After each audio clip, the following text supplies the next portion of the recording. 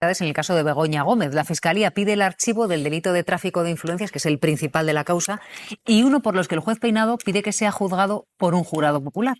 El Ministerio Público no dice ningún elemento objetivo de delito en la actuación de la esposa del presidente del Gobierno, y en el escrito en el que lo argumenta habla de que si sigue adelante se podría caer literalmente, dice la Fiscalía, en hipótesis fabulosas.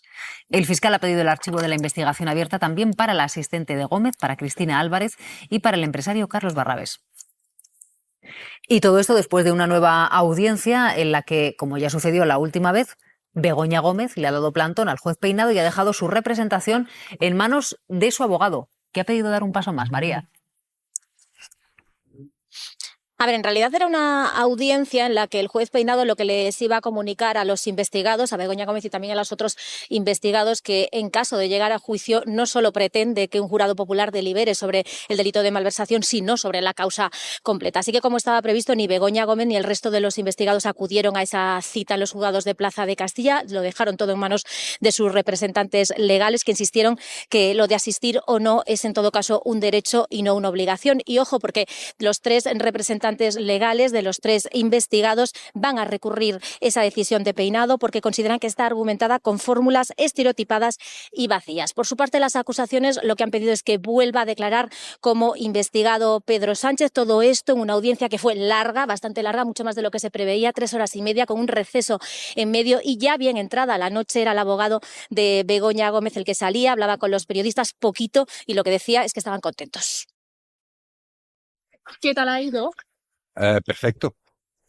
Porque cuando alguien no ha cometido un delito es imposible que en un procedimiento judicial pueda surgir.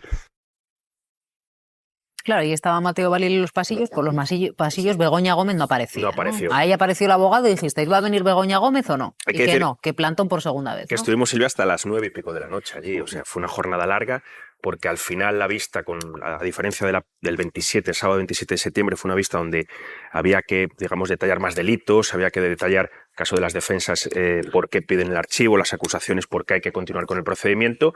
Efectivamente, no volvieron a acudir los investigados amparados en esa circular de la Fiscalía del año 95, que dice claramente que no tienen por qué acudir si previamente ya les habían notificado los delitos por los que están imputados. Begoña Gómez era la 6ª vez que estaba citada por el juez Peinado. Y bueno, fue una vista, como te digo, larga. Y yo creo que la novedad, efectivamente, fue el escrito, la enmienda a la totalidad de Fiscalía en un escrito de 12 páginas que el fiscal se explayó largo y tendido explicando por qué no ve delito, ya no solo el tráfico de influencias, sino el resto de delitos que, digamos, colean con el tráfico de influencias, con expresiones bastante duras, poniendo encima de la mesa números, poniendo datos, poniendo lo que son los contraindicios y dejando una situación comprometida a un juez que ahora tiene que elaborar un relato a partir de lo que él ha ido viendo, que por ahora desconocemos, un relato de indicios cronológicos que lo irá haciendo, me imagino que en las próximas semanas. Y ya te digo, el escrito del fiscal es un escrito que, aparte de las hipótesis fabulosas que comentaba y que se lo dijo a la cara del juez Peinado, habla de que hay una fuerza un poco en los tipos penales, habla, como te digo, del tráfico de influencias, hace esa mención al presidente del Gobierno, porque Peinado previamente, recordar que había hablado de la posición fundamental de Begoña Gómez como cónyuge del presidente del Gobierno para la comisión de los delitos.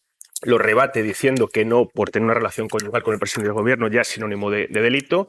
Y bueno, pues, ¿qué te diría? Habla de la apropiación indebida, habla también del intrusismo laboral, del tráfico de influencias, de la corrupción en los negocios. O sea, hace, digamos, un detalle muy concreto de cada uno de los tipos, y dice, por ejemplo, en el tema del lucro, que es muy interesante esto, del software de la Universidad Complutense, que es que ella no se lucra del software en ningún momento. O sea, que ella lo que hace es, a través digamos, de interés de la Universidad Complutense, registrar ese software, y en ningún momento tenía intención, efectivamente, de quedarse con él o lucrarse con él mismo. Tampoco recibe ningún euro, lo dice claramente el fiscal, por, digamos, la cátedra universitaria. No recibe absolutamente ningún euro, lo especifica. Incluso dice que los 10 años que Begoña Gómez tiene una relación con la Universidad Complutense, percibe alrededor de 36.000 euros. O sea, es que tengo ya algunos extractos del escrito del fiscal y me han llamado la atención dos cosas. Dice que la carta de apoyo de la Universidad Complutense de Madrid y de Begoña Gómez está integrada con otras tantas cartas firmadas por 35 empresas. Efectivamente. ¿Esas las ha investigado Peinado o no?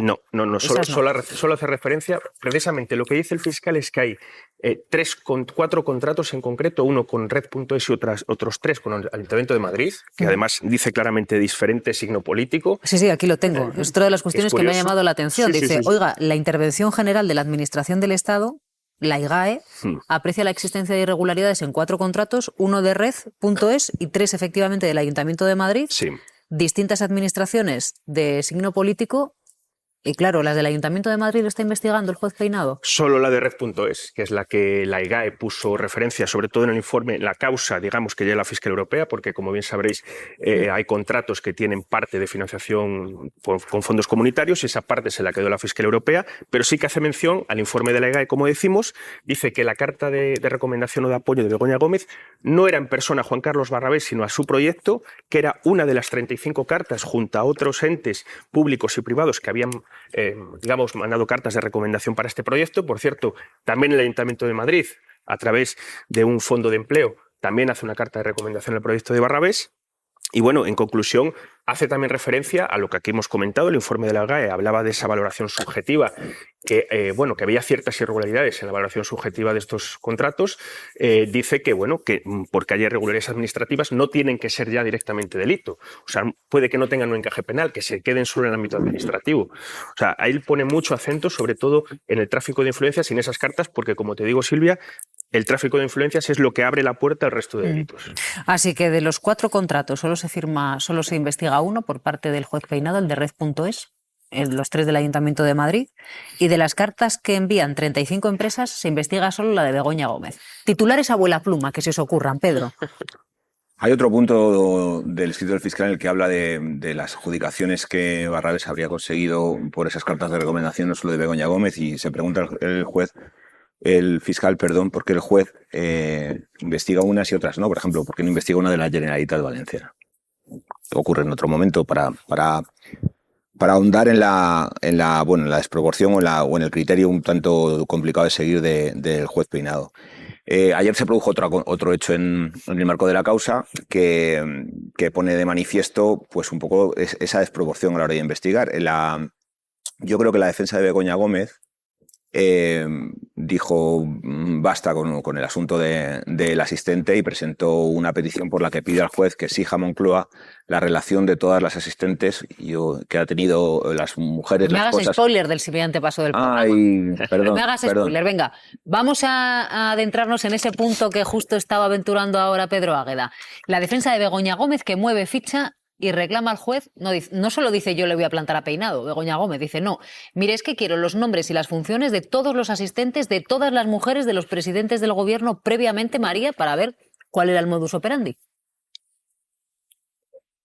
Sí, es que ya saben que no solo está Begoña Gómez investigada en esta causa, también lo está Cristina Álvarez, su asesora en Moncloa, y ese es precisamente el movimiento que hace ahora la defensa de Begoña Álvarez y de Begoña Gómez, insta al juez Peinado a través de un escrito al que hemos tenido acceso y del que nos hacía ese pequeño spoiler Pedro Águeda, insta a Moncloa a que le dé la relación de todas aquellas personas que hayan desempeñado ese cargo en Moncloa, el cargo de asistente, que dé un toque a la Secretaría General de Presidencia y que le dé ese listado de cómo se produjeron las contrataciones, en qué circunstancia y cuáles eran exactamente las funciones de todas las personas que a lo largo de la historia hayan desarrollado esas funciones de asistente de las cónyuges de los presidentes. Ahora sí, Pedro. Bueno, yo he dicho que golpe encima de la mesa porque creo que tendrá un poco efecto a nivel de la causa. Es decir, el juez Peinado cuando el ministro... Mucha cuenta no le va a echar esta petición. Sí, además lo tememos, ¿no? Ya ha dado alguna pista. Cuando el ministro Bolaños quiso sacar este tema en su declaración, le cortó de en seco. No sé si lo recordaréis. Y bueno, seguramente, pues si no ha querido investigar ni los contratos de la Generalitat Valenciana, ni la carta de recomendación del Ayuntamiento de Madrid, pues igualmente podrá decir que esto no es materia de la causa. Evidentemente, esto se centra en Jaime de los Santos, y no solo en Jaime de los Santos, el miembro de la dirección del PP, que últimamente también se refiere con mucha contundencia al tema de Begoña Gómez y que cobraba 60.000 euros por asistir a la esposa de Mariano Rajoy y que nos dejó pues una instantánea para el recuerdo, que fue trabajando como asistente llevándole las bolsas de la compra a la mujer de Rajoy. La defensa de Begoña Gómez, yo creo que no considera que haya delito ni en aquello ni en esto. No es el único, también tuvo sus asistentes y asistentas a doña Ana Botella, la mujer de José María Aznar, y no hubo ninguna organización ultraderechista ni no ultraderechista poniendo una querella para que ellos se investigaran, ni un juez lo admitió en base a unos recortes de prensa. Y bueno, pues yo creo que, ya te digo, va a tener poco efecto jurídico, pero sí va a servir para evidenciar que probablemente no se está actuando con la misma medida para todos. Joaquín Bosch, muy buenos días. Hola Silvia, buenos días. ¿Qué recorrido tiene esta petición de Begoña Gómez de que se investigue la actuación y la contratación de todos los asistentes, de todas las esposas, de todos los presidentes del gobierno previos? El recorrido dependerá de la valoración de pertinencia que haga el juez instructor, pero es cierto que apunta hacia una cuestión central en los hechos que se investigan, y es el carácter atípico, las particularidades de ese cargo, digamos, de primera dama, por decirlo de alguna manera, del perfil de los asesores en la Moncloa para estas funciones, que es algo que no está regulado, y esto problematiza mucho, dificulta mucho que pueda concurrir aquí un delito de malversación, porque a diferencia de otros espacios en los trabajos municipales, autonómicos, donde se puede malversar lo que se dice fuerza de trabajo, porque hay gente con unas funciones muy claras, con un convenio colectivo, con un horario.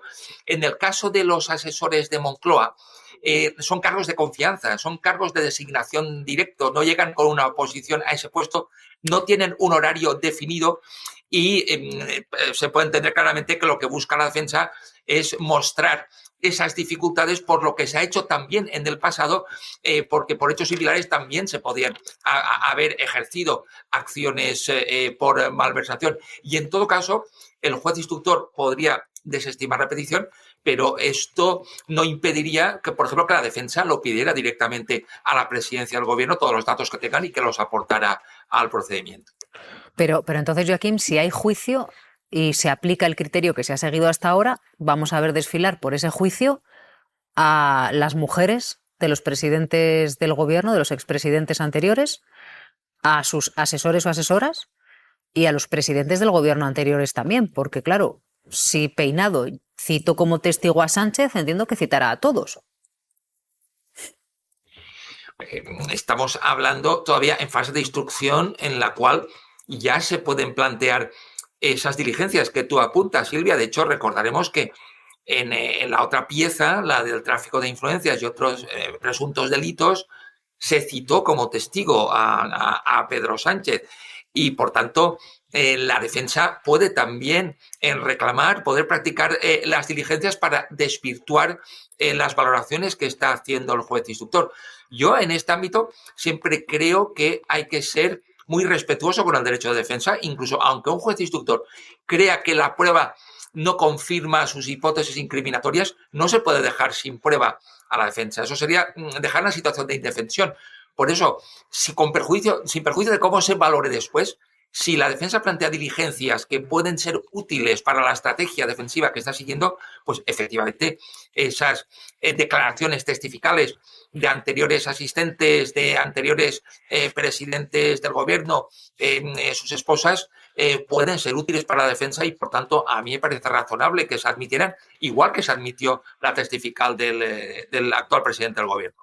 Joaquín, pero la propia defensa de Begoña Gómez, ya no digo ante Peinado, ¿podría citar a expresidentes, esposas de expresidentes y asesoras de esas esposas de expresidentes en el juicio? Ya no digo ante Peinado. La defensa de Begoña es Gómez una parte del proceso. Si la defensa es una parte del proceso, puede proponer prueba. Lo que no puede es imponerla o llevarla obligatoriamente.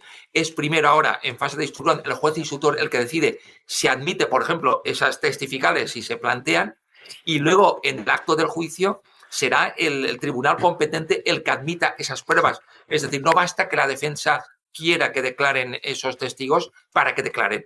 Esa declaración de pertinencia y utilidad la tiene que acordar en cada caso el órgano judicial competente.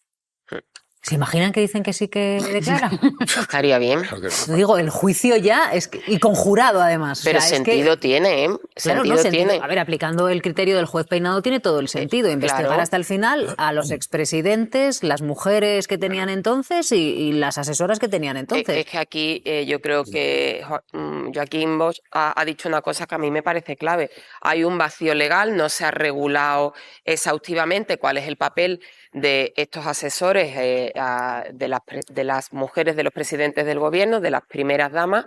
Entonces, está bien saber si lo que ha hecho la asesora de Begoña Gómez tiene algún componente de delito o no, y para eso hay que ver lo que hacían sus antecesores. Yo creo que el hilo tiene muchísimo sentido. A mí una cosa del escrito del fiscal que me gusta mucho es que dice, más allá de consideraciones éticas o estéticas, claro, es que aquí no estamos hablando de qué nos parece que un señor le lleve las bolsas a la mujer de un presidente o de que una señora mande mail de una actividad privada en el caso de Begoña Gómez. Es que no estamos hablando eso de consideraciones éticas o estéticas, estamos hablando de si hay un delito penal. Y insiste la Fiscalía, yo creo que Mateo lo ha dejado muy claro, en que para que haya malversación o para que haya tráfico de influencias no basta con estar casada con el presidente del gobierno, tiene que haber un enriquecimiento. Y todavía no se ha demostrado dónde está ese enriquecimiento. Es decir, yo entiendo que para que haya tráfico de influencias alguien se ha tenido que beneficiar de la situación. O sea, Begoña Gómez tendría que haberse forrado con esta cátedra. ¿Dónde está ese enriquecimiento? Me parece que en ese... la Fiscalía yo creo que se ha esmerado y se ha afanado en el escrito. Tenía yo 17 páginas, has dicho tú 12, bueno, 12, 13. pero está muy bien narrado y aquí me parece a mí que hay una clave importantísima, ¿no? Vaya juicio si el juez Peinado sigue para adelante con este criterio. Es que va a sentar a todos ahí como testigo. Bueno, ya veremos. Círico, no, ya sería fabuloso. Tengo la impresión de que por ahí no va a pasar, pero llámame loco. Pero creo que no le va a molar al juez Peinado toda esta historia, pero Yo tendría creo que su es un aquel... hombre exhaustivo, que le Sí. gusta investigar hasta el final. Hasta el final. Sí, sí. Está bien. Insisto que vuelve a llamarme loco por segunda vez, pero creo que por ahí no va a ir. Pero tendría su punto. Estaba diciendo Isabel que le parece pertinente la estrategia de defensa. La defensa se lo está trabajando mucho, a pesar de que al principio se decía, no, esto va a quedar en nada y en muy poco tiempo quedará resuelto. Llevamos ya unos cuantos meses dándole vueltas por un lado y por otro, pero decías que te parecía pertinente que la defensa sugiriera la conveniencia de ver qué hacían las otras personas que auxiliaban o que ayudaban o que asistían a las parejas de los presidentes de los anteriores presidentes de gobierno. A lo mejor igual sí, desde un punto de vista, yo no sé si desde el punto de vista jurídico, desde el punto de vista político puede tener su aquel. Desde el punto de vista jurídico a lo mejor igual el juez dice, mire, a mí que antes alguien no se haya preocupado por lo que hacían o dejaban de hacer es algo que me importa muy poco. Yo sí me estoy preocupando. Alguien podría decir, bueno, pero es para ver si hay un agravio comparativo. Y también podría responder el juez, y si lo hay, ¿qué? Yo me estoy encargando de este tema. En su momento alguien tuvo que encargarse de otros y si no lo hicieron fue porque nadie denunció, nadie se preocupó o lo que sea. Entonces, no sé si, insisto, jurídicamente yo no tengo un criterio formado, pero políticamente puede tener interés, seguramente. Y periodísticamente ya ni te digo si periodísticamente puede tener interés. Ahora bien, claro, creo que también tiene un riesgo la propuesta de la defensa, y es que, efectivamente, si a quien toca admitiera conocer en qué consistía el trabajo de los asesores de las parejas, que efectivamente se sepa, para bien o para mal, digo a favor de la causa que defiende la defensa. El fiscal, que estáis alabando el escrito, yo creo que es un repaso.